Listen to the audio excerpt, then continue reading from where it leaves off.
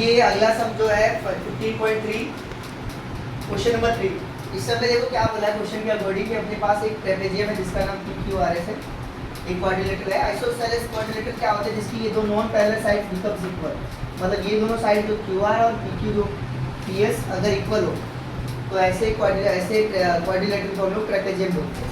ठीक है, अब इसमें इसलिए इसको आइसोसेलेस बोला गया क्योंकि इसकी दो नॉन पैरेलल साइड्स इक्वल। इसके बाद लेंथ दी हुई है, लेंथ PQ 7 सेंटीमीटर दी हुई है और अपने पास ये भी बोला है कि भाई इस पे परपेंडिकुलर है, मतलब ये गैप इनके बीच में सेम है, ये इसकी हाइट है। तो ये जो हाइट अपने पास दी गई है SM की वैल्यू 3 सेंटीमीटर दी गई है और PQ ये वैल्यू दी गई है अपने पास, और इनके बीच का डिस्टेंस परपेंडिकुलर डिस्टेंस को 4 यानी ये परपेंडिकुलर हाइट 4 सेंटीमीटर। तो बाकी सब वैल्यू निकालिए। तो देखो ये 4 सेंटीमीटर, तो ये भी परपेंडिकुलर दो लाइन के बीच का गैप सेम होता है, ये 4 सेंटीमीटर होगा। और यहाँ तक अगर 3 सेंटीमीटर है तो ये भी 3 सेंटीमीटर ही होगा, ये भी 3 सेंटीमीटर होगा। तो अगर हम लोग पूरा डिस्कस करें तो ये पूरी लाइन के बीच में ये दोनों बच गया डिस्टेंस, तो ये जितनी साइड रहेगी उतनी साइड ये रहेगी, क्योंकि देखो अगर परपेंडिकुलर दो लाइन परपेंडिकुलर खींची गई तो मतलब ये 7 सेंटीमीटर, तो यहाँ पे परपेंडिकुलर पैरेलल लाइन दो पैरेलल लाइन के बीच में अगर दो परपेंडिकुलर खींची जाती है तो ये दोनों साइड का गैप बराबर होता है, ये भी क्या होगा 7 सेंटीमीटर होगा। तो अब आते हैं क्वेश्चन में सॉल्व करने के लिए। क्वेश्चन में सारी वैल्यू सब लिख लोगे। तो PQ की वैल्यू अपने पास 7 सेंटीमीटर है, और PM जो इसकी परपेंडिकुलर हाइट है उसकी वैल्यू कितनी है 4 सेंटीमीटर है। और जो रही बात यहाँ पे SM दिया हुआ है पहले से, तो SM की वैल्यू लिख दोगे। तो SM कितना दिया हुआ है, SM की वैल्यू 3 दी हुई है, तो हम लोग SM की वैल्यू यहाँ पे 3 पुट करेंगे। 3 लिख दिया हुआ ऑलरेडी गिवन है, ये सारी वैल्यूज हमें गिवन है। अब देखो हम लोग कुछ वैल्यूज निकालेंगे, जैसे KR मैंने निकाला है, तो KR कैसे निकलेगा, आप ऐसे लिखोगे SM becomes equals to KR, ये इक्वल्स टू कितना है 3 सेंटीमीटर। ओके, और PQ ये किसके इक्वल होगा, ये LK के इक्वल होगा, और ये 7 सेंटीमीटर होगा। देखो ये अब ये इक्वल कैसे हुआ, ये आप ऐसे बोल सकते हो कि मतलब ये जो आपने बनाया है इसमें ये परपेंडिकुलर, ये दो पैरेलल साइड है, गैप बिटवीन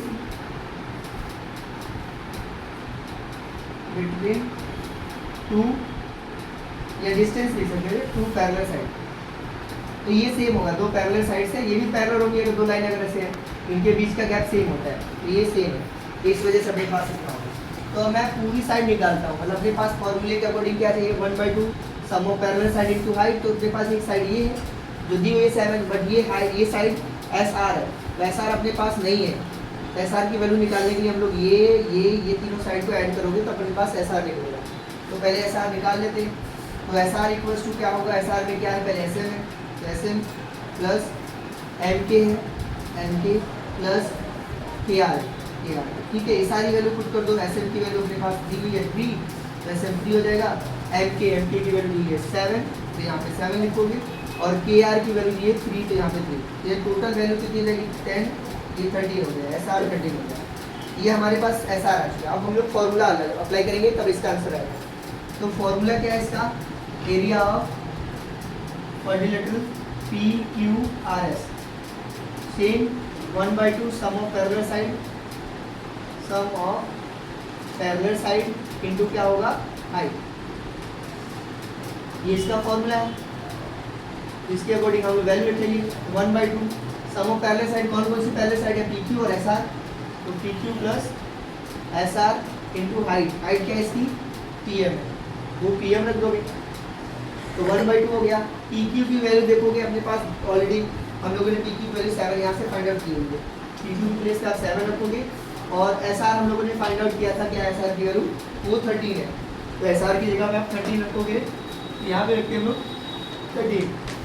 अब बची बात PM, देखो ये PM है, इसकी वैल्यू 4, ये 4 दिया हुआ है, ये 13 है भाई।